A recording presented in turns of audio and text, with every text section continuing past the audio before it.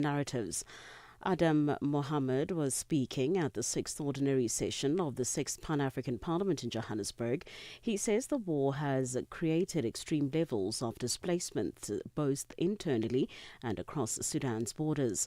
More than 12 million people have been displaced since April 2023. Nhlanhla Mahlangu reports. Sudan's civil war waged between the Sudanese Armed Forces and the Rapid Support Forces erupted on April the 15th, 2023, plunging the country into chaos. Civilians bear the brunt of the conflict. Sexual violence is reportedly widespread, with fighters on both sides regularly targeting civilians and infrastructure. Human rights groups have accused fighters in Darfur of ethnic cleansing. The UN this week said following the Rapid Support Forces' militia's takeover of El Fasher last week, after more than 500 days of siege, hundreds of civilians, including humanitarian workers, have been killed. The United Nations Human Rights Chief, meanwhile, says the world has forgotten about Sudan's civil war and needs to take action to stop atrocities. Volker Turk elaborates. What we have seen over the last 18 months, 500 days, was a horrible medieval type of blockade, a siege, where we had reports that people had to eat animal feed, peanut shells, that children died because of malnutrition. I mean, it's apocalypse now type situation. South Africa's acting police minister Firoz Kachalia says he thought the press conference held by KwaZulu-Natal Police Commissioner Nhlanhla Mkhwanazi in July was not appropriate. Kachalia is appearing before Parliament's ad hoc committee probing matters of national security. The committee was established after Mkhwanazi's allegations of criminal infiltration, corruption and political interference in the criminal justice system. Kachalia has been in the position since August after Senzo Mchunu was placed on special leave. He explained his impressions of the Mkhwanazi press briefing. That kind of public statement was not in the ordinary situation, in the expected situation, appropriate because the police have a command structure, and ordinarily I think professional conduct requires respect for that structure of authority. Humanitarian organization in South Africa, the Dennis Hurley Centre, has welcomed the decision by the High Court in Johannesburg interdicting Operation Dudula from harassing foreign nationals. The judgment was made yesterday. This means the group, which has turned into a political party, cannot prevent people from entering health facilities or schools, as this is unconstitutional. The interdict comes after several civil society organizations hauled Operation Dudula to court. Judge Lester Adams said that being a non-citizen or undocumented does not mean one's basic rights could be violated without consequences. Director of the Dennis Hurley Centre, Dr. Raymond Perrier, said he is pleased that a South African court has finally seen these actions to be immoral and illegal. I'm absolutely thrilled to hear this news. We tried a very similar case in Durban a few weeks ago and were unsuccessful, and I'm pleased that finally the South African court have seen the illegality and the immorality of what the protests have been doing and have required government to take action. And finally, the Democratic candidate Abigail Spanberger has declared victory in the governor's race in Virginia, where her party also seized the Attorney General's office from the Republicans. The former Congresswoman and CIA officer defeated the state's Republican Lieutenant Governor Winsome Earl Sears. Virginia's leadership usually swings between Democrats and Republicans, meaning the outcome might serve as a bellwether for the electorate's mood going into next year's midterm elections. She spoke to supporters at a victory party. We sent a message to every corner of the Commonwealth, a message to our neighbors and our fellow Americans across the country.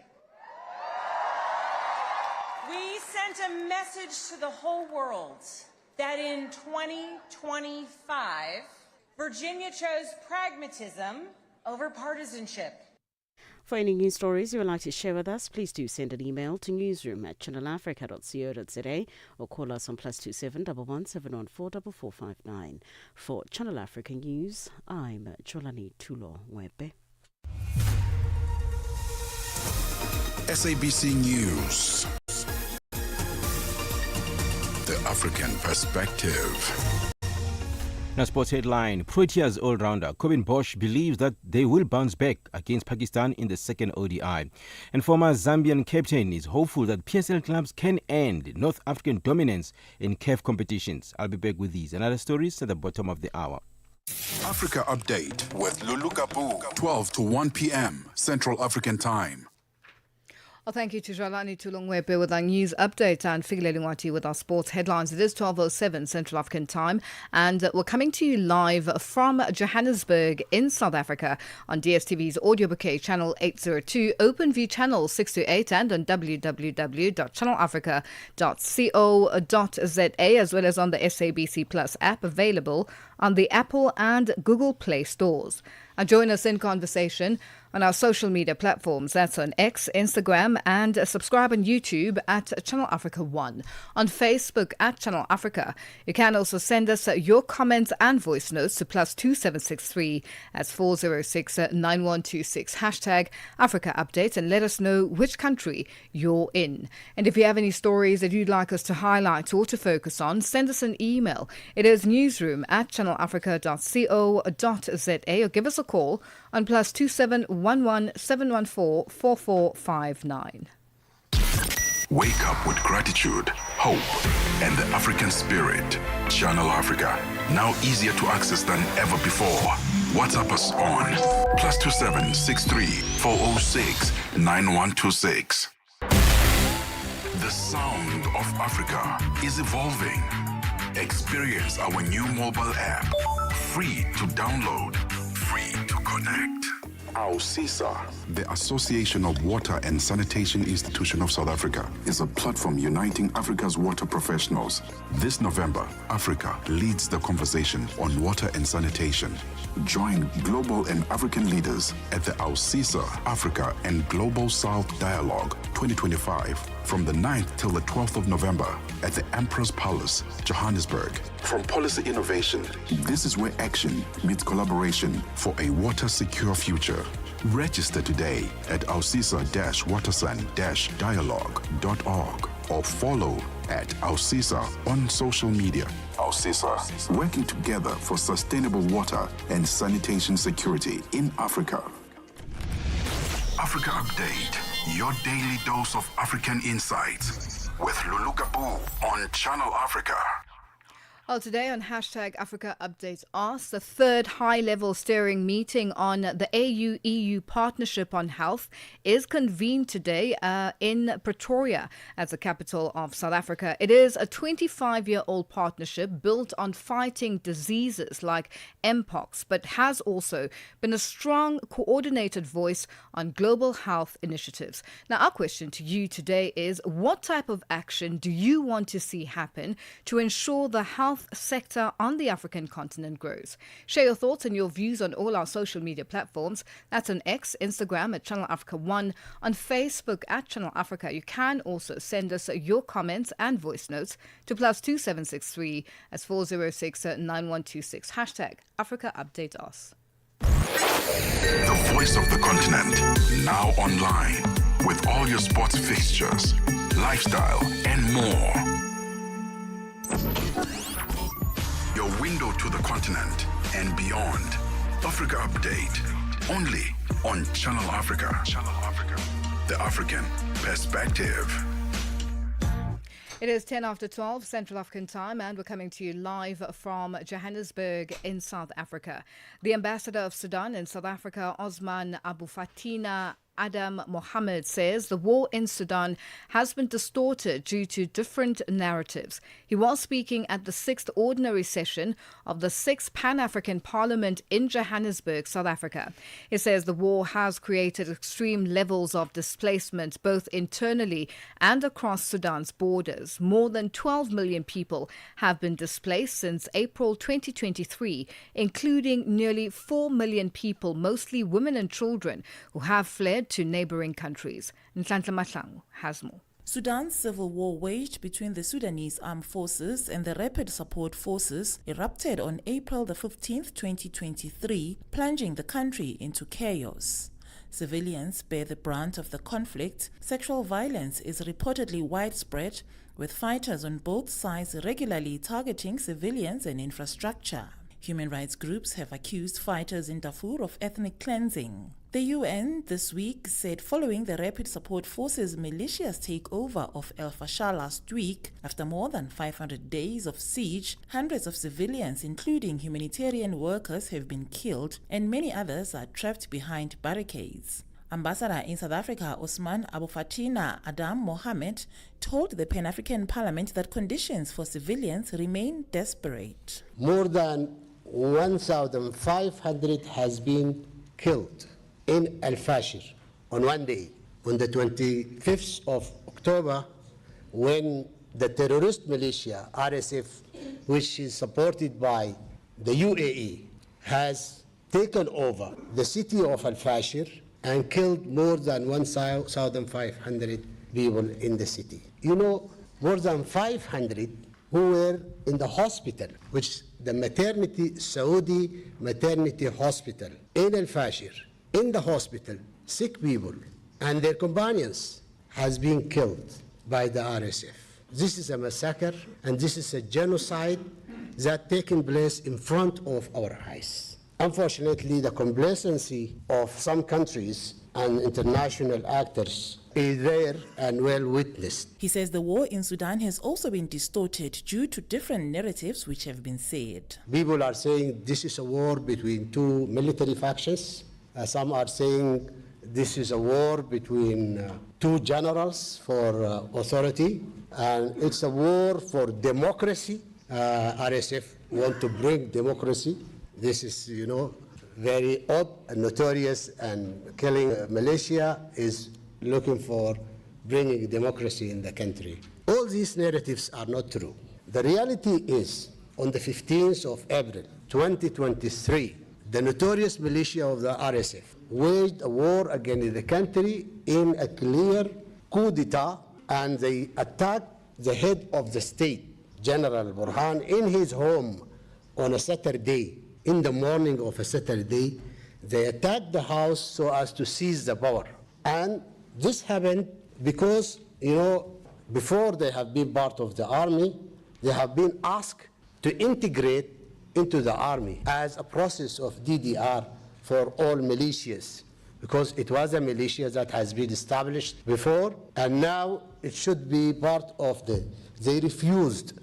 Do you know, they refused because they have been supported by international and regional powers, including UAE, which is supporting the RSF from the beginning for different reasons. Moses Okelo, senior researcher for Horn of Africa Security Analysis at the Institute for Security Studies in Addis Ababa, Ethiopia, says the conflict in Sudan has evolved. In a sense, you could say that the conflict has then evolved from the center periphery, that's the Darfur areas, to a conflict involving the SAF and the RSF, and now is a proxy conflict that is tending towards the division of the country into four entities. Overall, you have 25 million people at risk of famine.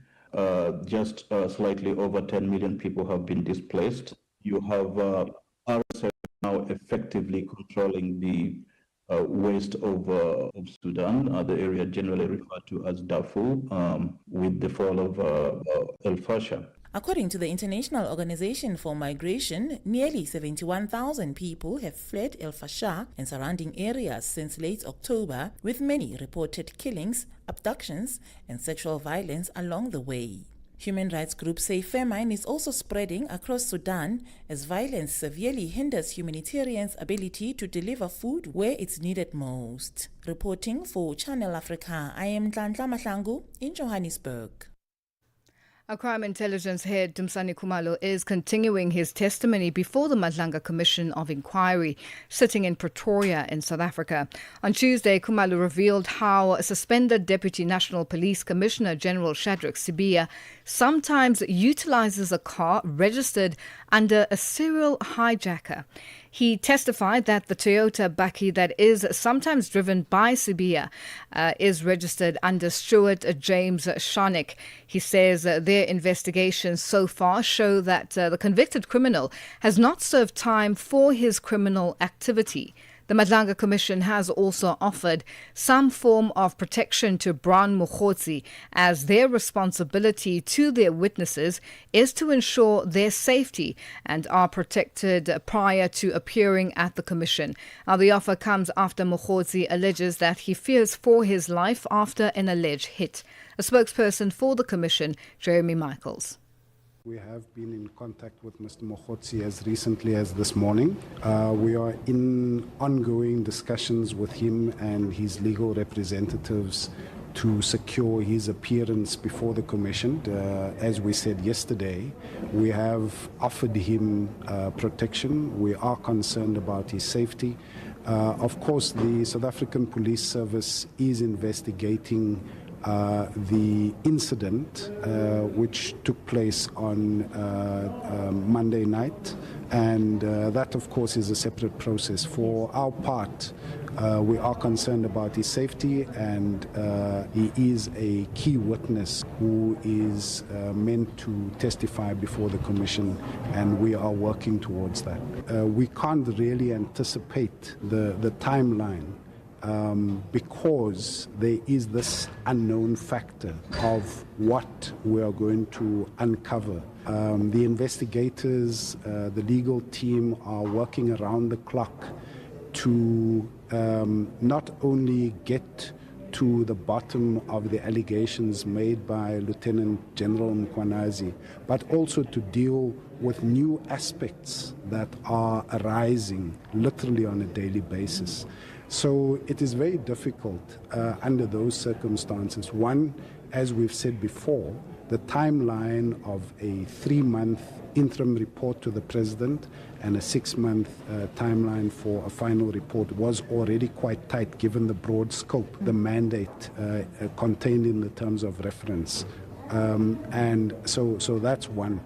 Two was, of course, the fact that we had a late starting date. And so on that basis alone, there was an adjustment that was required in the timelines that had been set by the President. Justice Madlanga is in discussion with President Ramaphosa on the timeline, and I trust that an announcement in that regard will be made in due course. But on that basis alone, the timeline was difficult. Now you have this added complication, which we did anticipate, that there's a lot that is coming out of the process, out of the hearings, new information, and also many people are coming forward to say, we have this information, we have that, and obviously that needs to be looked into. Some of it, and perhaps I should say a lot of it, falls outside of the scope of the terms of reference. But it is understandable that members of the public are approaching the Commission with many complaints and serious allegations related to what is happening at a local level. And that was the Madlanga Commission spokesperson, Jeremy Michaels, ending that report. Ready to connect, innovate, and be inspired? It's all happening at Africa Tech Festival, where Africa's technology meets the world. From the 10th to the 13th of November in Cape Town, join global leaders, investors, and innovators driving the future of Africa's digital economy. Don't miss the continent's biggest week in tech. Get your pass now at africatechfestival.com.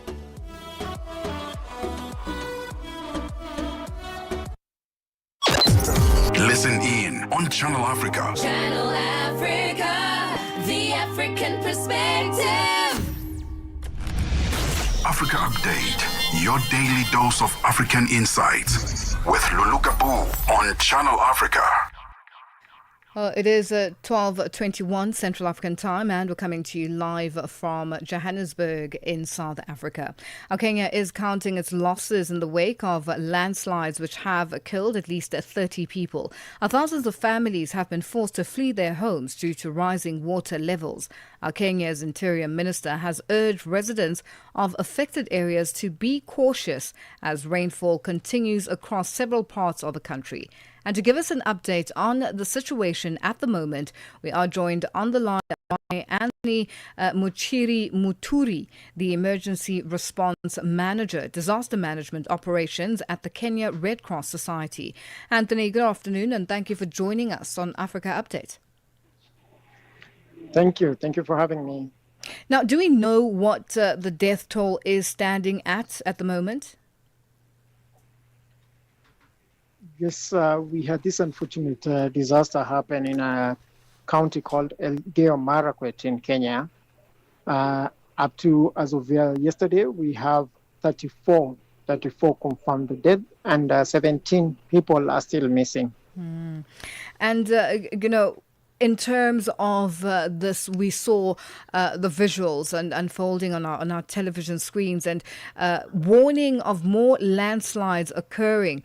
What is the situation in terms of the response, and how quick were the response teams able to get to that area, and were there any warnings prior to the landslide? Prior to the landslide, there were no warnings. It came as a surprise to many, the residents and also the responders. But in the wee hours of the morning after it occurred around 4 a.m., Saturday morning, by around 6:30, we had our response teams responding. Most of the roads were cut off, so they had to walk and hike to get to the epicenter of the disaster. Later on, the government came in a big way to support with military choppers and police choppers to get the quick needed support of personnel, and we were able now to rescue the survivors and also refer to hospital the inpatient patients that had been were being attended to at a local hospital, St. Mary's Hospital, Chesangony. And do you know what the situation is in Uganda? Have you been in communique with your team members on the ground in Uganda? And no, negative. We've not heard about shocks around Uganda. And has the Kenyan government laid out plans as to how they will assist the affected people? Yes, as I said, the government, Kenyan government is team leading in this whole exercise, and we are supporting them on the humanitarian side to distribute food that has been provided by the Kenyan government, non-food items, shelter, emergency shelter materials, including mattresses. Also, the government has provided a space that would be set up like a quick displacement camp for the affected. There is also talk around how they would be able to resettle the affected people, but this is all coming from government. So we are supporting the humanitarian interventions. Currently, the biggest need is to locate these missing persons. And as an organization, Kenya Red Cross really passes its condolences to those who lost their family members, but this without our toll-free line, 1199, for the families who are still missing their people to come out, give more information, and if part of the missing people could also hear the message, they can call the toll-free line, 1199, so that we can be able to reunite them with the families. So right now, at the moment, there's a bit of more attention on still recovering this either dead or missing people, however we find them. And what are you hearing from the people that survived? What are they saying? What are they in terms of their experience and everything that they've had to go through to this point? Yes, it was a traumatizing experience. Most of them are just saying this is something they've never experienced before. They never imagined it would occur. And it's just shocking to see the aftermath, what they're looking at from what they know their land to be and what they're seeing right now. It's just traumatizing. So a lot of psychosocial support, mental health psychosocial support is being accorded to them just to come to terms with what has happened. And of course, those who are missing their loved ones, that's even harder for them. Now, Anthony, with regards to the people that do call the toll-free number, the 1199, what sort of response do they get on the other line? Just, because sometimes it's not easy for somebody to pick up a phone and ask for help. What are they going to be coming across on the other end of the line? As a first entry is counseling, the ability to get support, counseling, and be assured or someone to talk to whatever time. This is a 24/7 open line. That will be the first entity. The second entity is if you're missing your persons, then is to provide details, and we cross-check with whatever information we have so as to reunite. Last but not least, there are people who could not maybe be accounted for or have missed out in the initial assessments. Getting their data then would accord them support that is coming from government, and would match the support with whoever calls, and it's clear that they're coming from the area and they could have been left out in the initial assessments. Well, Anthony, thank you so much for joining us on Africa Updates. We are going to leave it there for today. That's Anthony Muturi, the Emergency Response Manager, Disaster Management Operations at the Kenya Red Cross Society, joining us on the line. And as you heard, if you are in Kenya and are in the impacted areas or affected areas, the toll-free number to call for the Red Cross to get assistance is 1199. You're listening to Africa Update. With gratitude for the voices, the rhythm, and the dreams that unite us all. Roho ya Afrika inaishi katika kila hadithi tunayosimulia. Each new day is a gift, a reminder to pause, to breathe, and to give thanks for the laughter we share and the journeys we take and the stories that shape who we are. Cada nascer do sol, lembre que há algo pelo qual ser grato. La vie est un voyage, parcourons-la avec gratitude. Channel Africa. Celebrate the beauty of life with gratitude for the voices, the rhythms, and the dreams that unite us all. This is Africa with Channel Africa, the African perspective. Your window to the continent and beyond. Africa Update, only on Channel Africa. Channel Africa, the African perspective. Well, today on Hashtag Africa Updates Ask, the third high-level steering meeting on the AU-EU Partnership on Health is being convened today in Pretoria, South Africa. It is a 25-year-old partnership built on fighting diseases like Mpox, but has also been a strong, coordinated voice on global health initiatives. Now, our question to you today is, what type of action do you want to see happen to ensure the health sector on the African continent grows? Share your thoughts and your views on all our social media platforms. That's on X, Instagram at Channel Africa 1, on Facebook at Channel Africa. You can also send us your comments and voice notes to +2763. That's 406-9126. Hashtag Africa Update Us. Mornings made better with Peter and Asanda on Rise and Shine, weekdays 6 till 9. The South African Medical Association, SAMA, has officially suspended all relations with the Israeli Medical Association, a move welcomed by healthcare workers for Palestine, South Africa. The organization says this decision represents a powerful stand for medical ethics, justice, and human rights, echoing the global call for solidarity with Palestinians. And recently, we've also seen other national associations, such as the British Medical Association, Turkish. They've released quite strongly worded statements, although none have gone as far as SAMA to cut ties with the Israeli Medical Association, as well as to call for the suspension from the World Medical Association. It's a watershed moment that an organization has actually taken this step. And it's not an idle threat. SAMA is a member of the World Medical Association, and they can action this resolution by bringing it before the World Medical Association. Dr. Sadiq Mula, chairperson of Healthcare Workers for Palestine, South Africa. Mornings made better with Peter and Asanda on Rise and Shine. It is 12:30 Central African Time, and our news headlines up next with Ralani Tulongwepe. SABC News.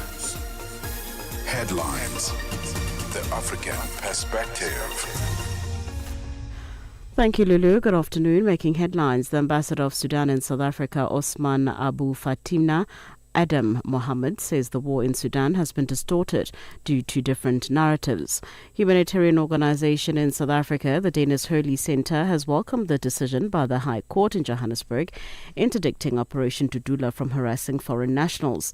And the White House says U.S. President Donald Trump is keeping a close eye on the situation in Nigeria. This comes days after the U.S. President made threats to initiate military action against the West African country over religious violence against Christians. I will have details on these and other stories at 1 o'clock. SABC News. Headlines. The African Perspective. Sports on Channel Africa. The African Perspective. Let's kick off with football news. Former Zambia captain Christopher Katongo believes PSL clubs have what it takes to finally end North African dominance in CAF interclub competitions this season. Katongo shared his views at the Champions League and Confederations Cup draw in Johannesburg, where Kaizer Chiefs, Stellenbosch and Mamelodi Sundowns learned their respective fates in the group stage. Katongo, who assisted former Cameroon and Arsenal midfielder Alex Song in the draw, says the South African sides have the depth and quality to challenge for the continental honours.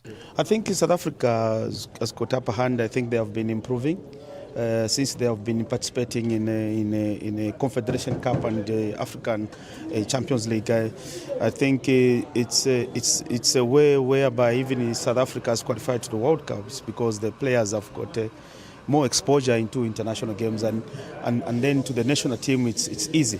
So for Zambia it's not going to be easy. You know, it's a long time that they participated in this competition, but Arsenal equaled a 122-year-old club record of 8 successive games in all competitions without conceding a goal as they swept past Slavia Prague 3-0 to go top of the Champions League with 4 wins out of 4.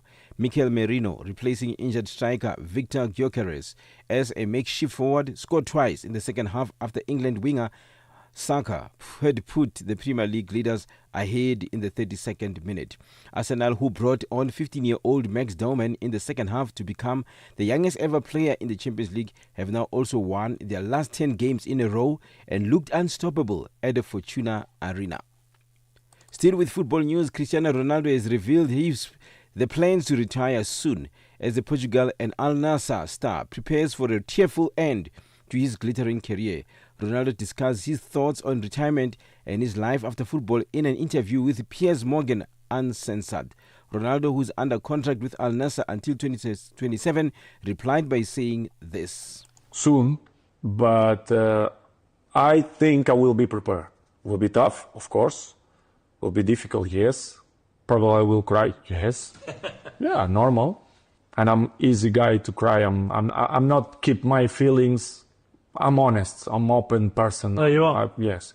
Will be very, very difficult, yes.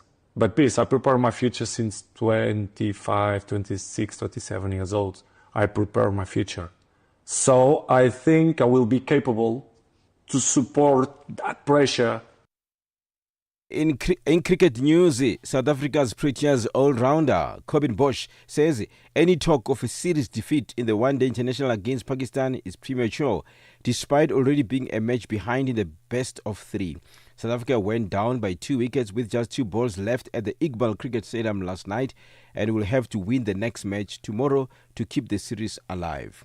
For any sports stories you'd like to share with us, please send an email to newsroom@channelafrica.co.za or call us on +2711 714 4459. This is Channel Africa Sport with me, Figure Ngwati. Sports on Channel Africa. The African Perspective.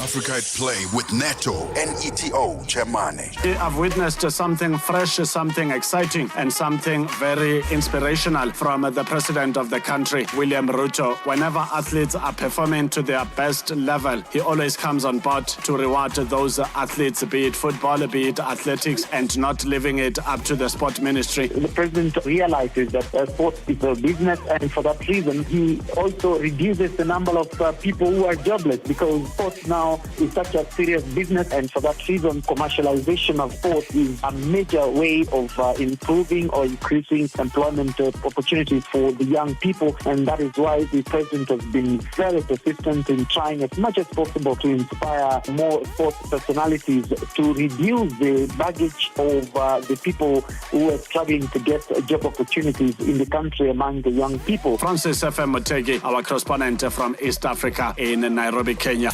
Live live every Saturday and Sunday from 2 to 5 p.m. Central African Time. Business News on Channel Africa. The African Perspective.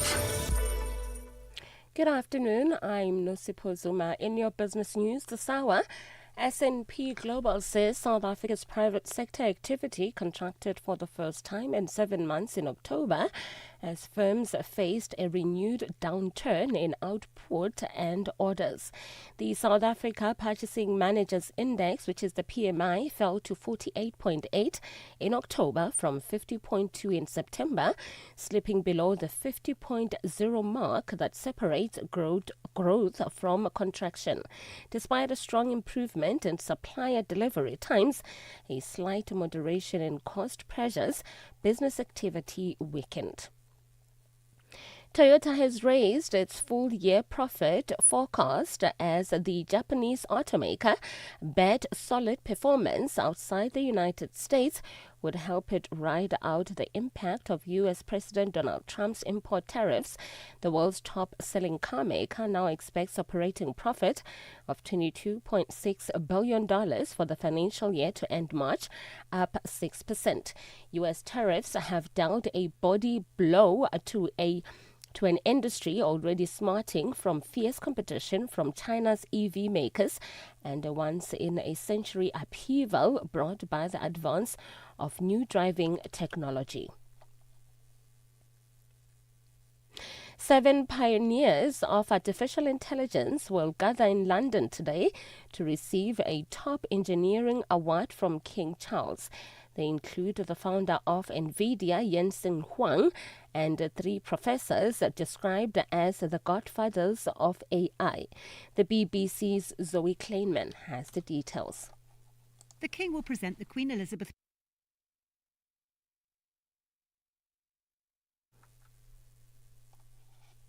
Prize for Engineering to the 7 AI experts who've been dubbed the laureates of artificial intelligence. The only woman in the group, Professor Fei-Fei Li, created ImageNet, which allows computers to recognise what's in a photo. She thinks the next milestone will come when AI can interact with the world around it, but she doesn't believe the tech is conscious. The prize is awarded annually to engineers responsible for innovations which benefit humanity, and 1 year went to the creator of the World Wide Web, Sir Tim Berners-Lee. The Chinese online retailer Shein will open its first permanent shop in Paris today when it takes up floor space in the landmark BHV department store. The move has prompted criticism from French and European clothes companies, which accuse the Chinese firm of unfair competition. The BBC's Hugh Schofield has the details. With 23 million customers in France, Shein is enormously successful, but complaints about its practices and business model are legion. Essentially, it's accused of flooding the market with cheap Chinese-made garments that are flown into Europe at huge cost to the environment and then worn a few times before being replaced by new Shein products. Several well-known French brands have said they're leaving BHV because they don't want to be associated with Shein. Your financial indicators: one US dollar in Nigeria is trading at 1,439 naira, and Botswana is 13 Bula 32. Kenya, the dollar is trading at 128 shillings 34, and in Zambia it's 22 kwacha 28. The BRICS countries: $1 in Brazil is trading at 5 rupee 38. Russia is 80 rubles 96. India is 88 rupees 60. China at 7 yuan 12. And in South Africa, $1 is trading at 17 rand 13. Looking at commodities, gold is trading at $3,979 and platinum at $1,544 per ounce. The price of Brent crude oil is at $64.49 a barrel. Now, for any business news stories you would like to share with us, please send an email to newsroom@channelafrica.co.za or call us on +27 11 714 4459. For Channel Africa Business, I'm Nosipho Zuma.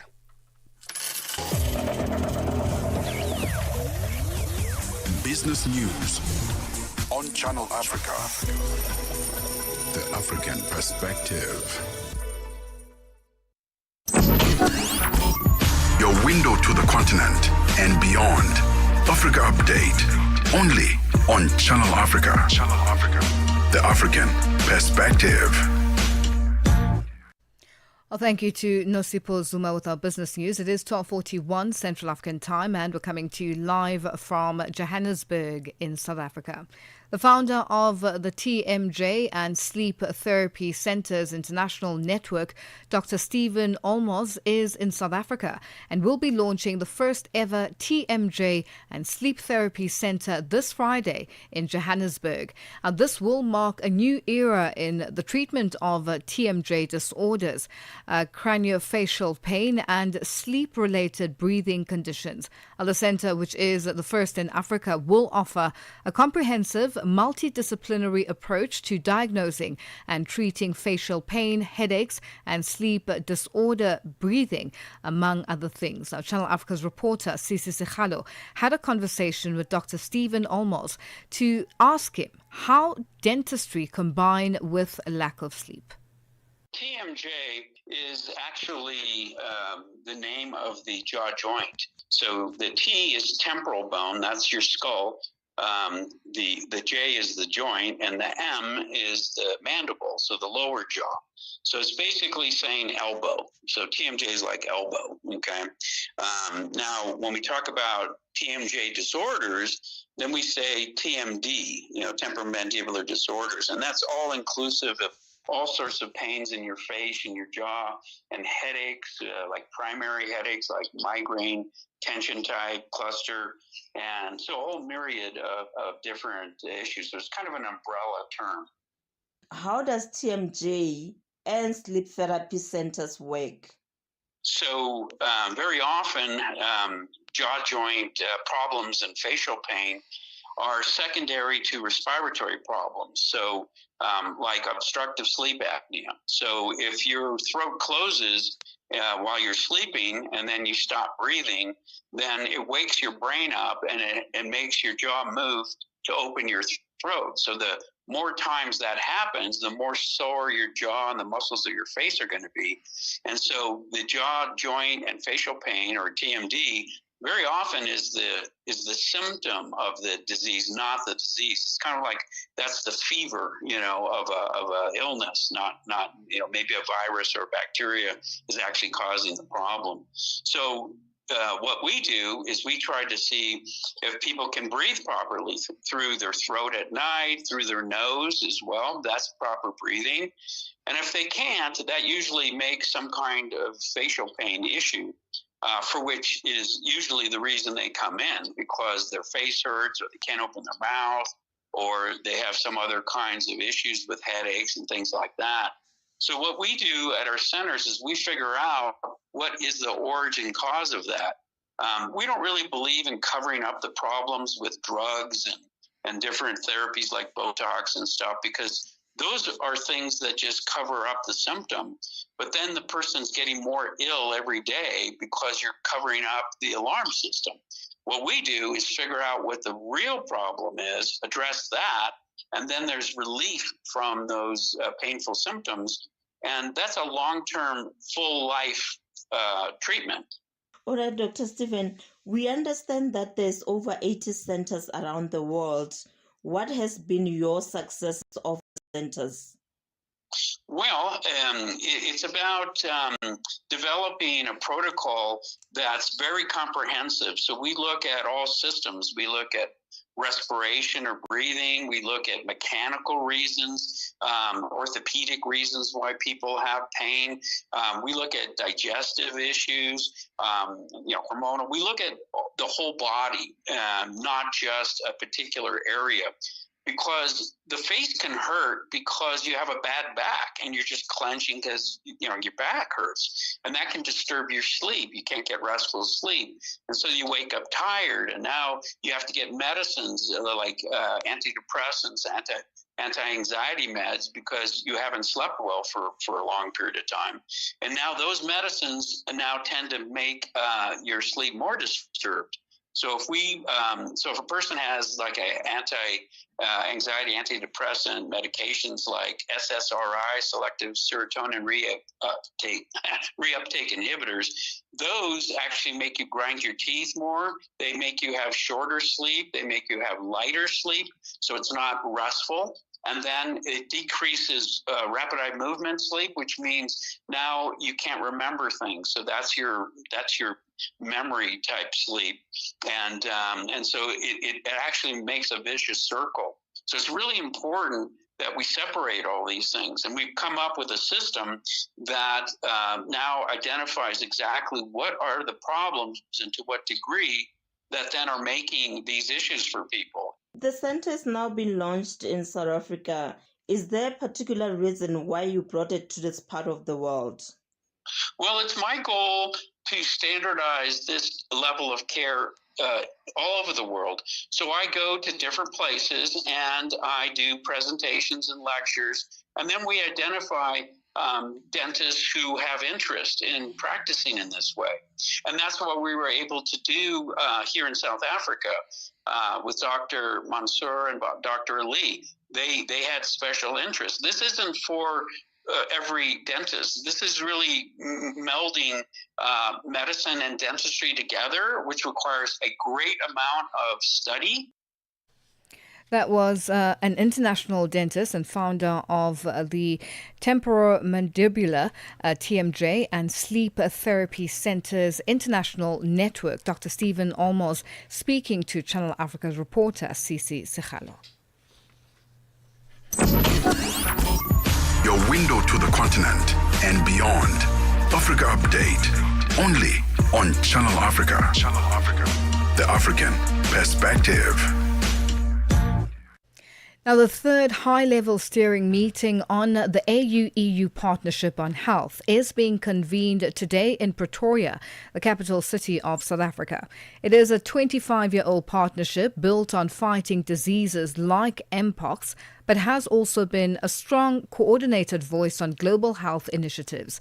The meeting is coming ahead of the G20 ministers meeting in South Africa this week. Our key results of this collaboration include the procurement and donation of 215,000 vaccine doses to support Africa Centre for Disease Control, addressing the Mpox outbreak in Africa. And to speak to us further on this gathering, we are joined on the line by the Director General of the Africa Centres for Disease Control and Prevention, Dr. Jean Kaseya. Dr. Jean, good afternoon, and thank you for joining us on Africa Update. Thank you, Lulu, for having me. Now, take us through some of the key issues that will be discussed in this meeting. Yes, this is the fourth time we are meeting under this partnership we call AU-EU Health Partnership. And we decided to be in South Africa because, as you said, South Africa is home to the G20. And for the first time, number of Africans like myself, we are seeing an African country hosting the G20. Yes, today conclusions will go to the G20 ministerial meeting that will take place from tomorrow in Polokwane, then to the presidential G20 meetings, but also we have the AU-EU summit that will take place immediately after G20 in Luanda. It means it's a major momentum that we are celebrating in our partnership with AU-EU. Now, we understand one of the topics is about vaccines and how is Africa doing in terms of manufacturing its own vaccines since the COVID-19 pandemic? We need to give credit to our friends from EU because this agenda of local manufacturing of vaccine started also with the main support that we got from EU under what they call the MAF Plus initiative, supporting manufacturers in South Africa, in Senegal, in Rwanda, and so many other countries. Currently, we are discussing how to move forward. Now that Africa has a strong Africa CDC with the African pool procurement mechanism that will create, the market we are talking about. And we also have a strong African Medicine Agency that will be the regulatory aspect. We are trying to see how effectively we can build our partnership around these two mechanisms to make sure that this agenda of local manufacturing of vaccines, but also health products, becomes a reality in Africa. On Monday, Jean, the Global Council released a report about pandemic inequality, which affects poor countries, mainly on the African continent. What are the plans of the Africa CDC in dealing with that? And will the meeting that you are having with the EU tackle that, as they present mostly the rich countries? They represent, rather.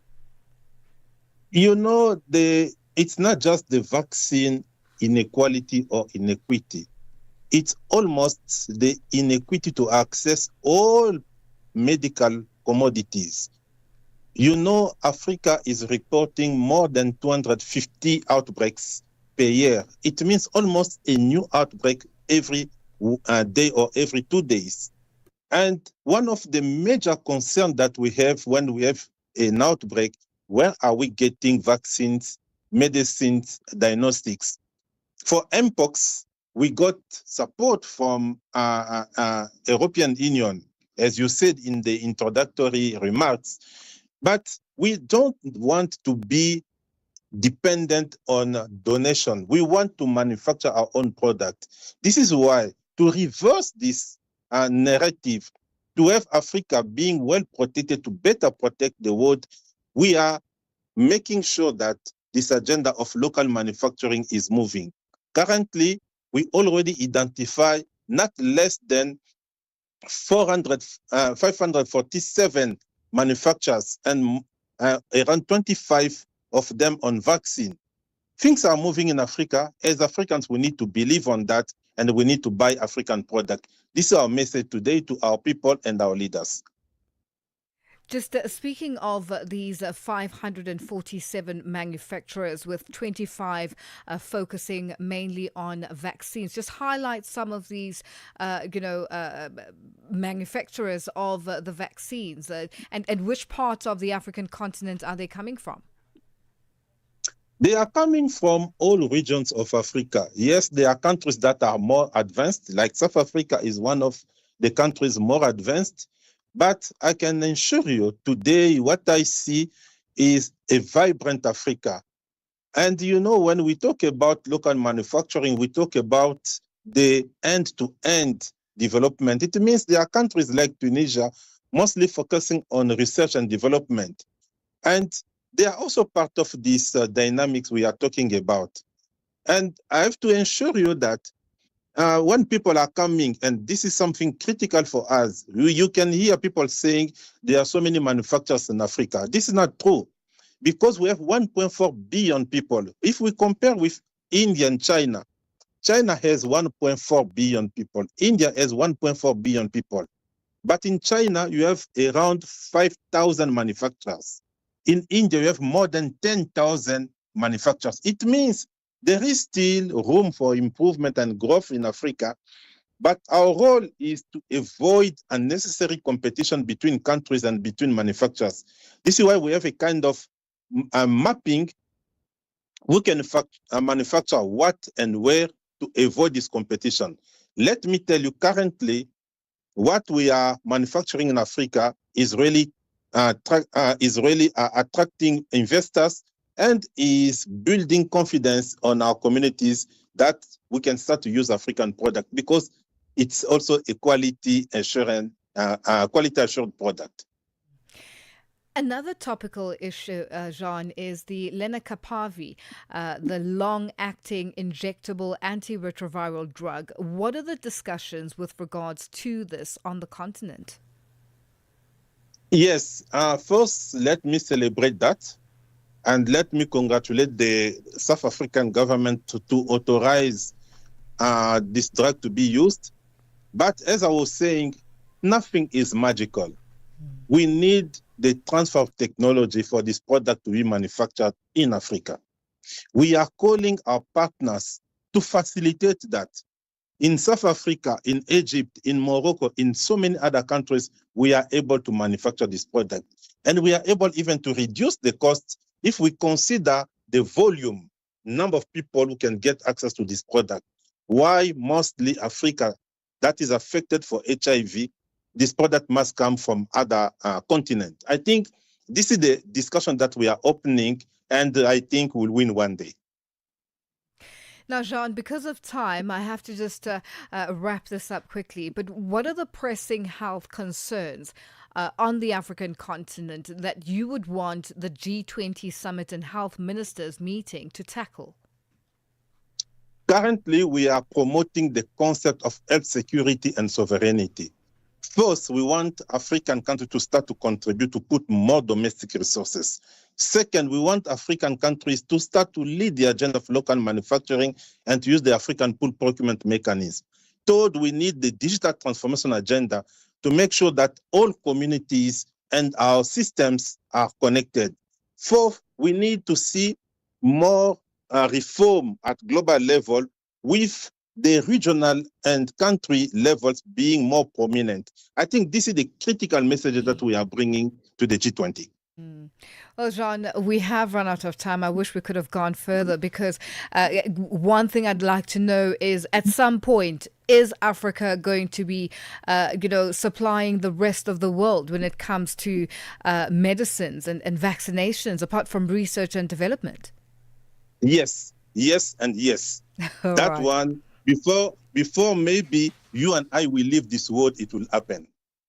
All right, John, we'll leave it there for today. Thank you for joining us on Africa Update.